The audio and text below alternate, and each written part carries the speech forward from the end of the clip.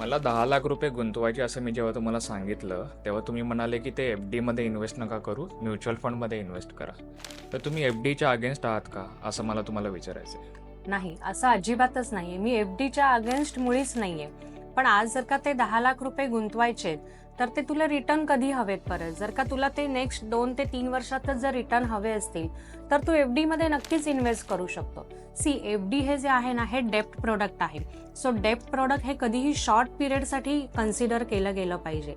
बऱ्याचदा काय होतं की आज तू एफडी करतोयस, 3 वर्षांनी ती एफडी तू रिन्यू करतोय, त्याच्यानंतर परत 3 वर्षांनी एफडी रिन्यू करतोय.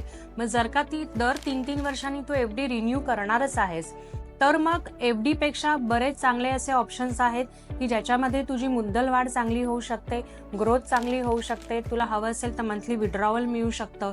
सो हेच 10 लाख रुपये तू जर का एफडी मध्येच टाकत गेलास, दर 3 वर्षांनी रिन्यू करत गेलास तर तुझं मुद्दल वाढ होत नाही, तुला योग्य ते रिटर्न्स पण मिळत नाहीत.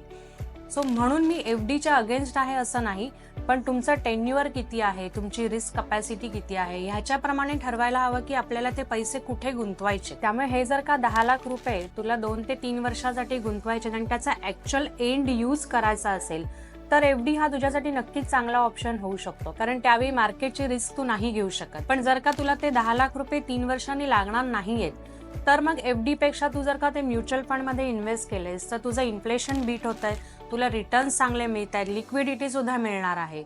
मग एफडी करण्यापेक्षा म्युच्युअल फंड नक्कीच चांगला ऑप्शन होऊ शकतो.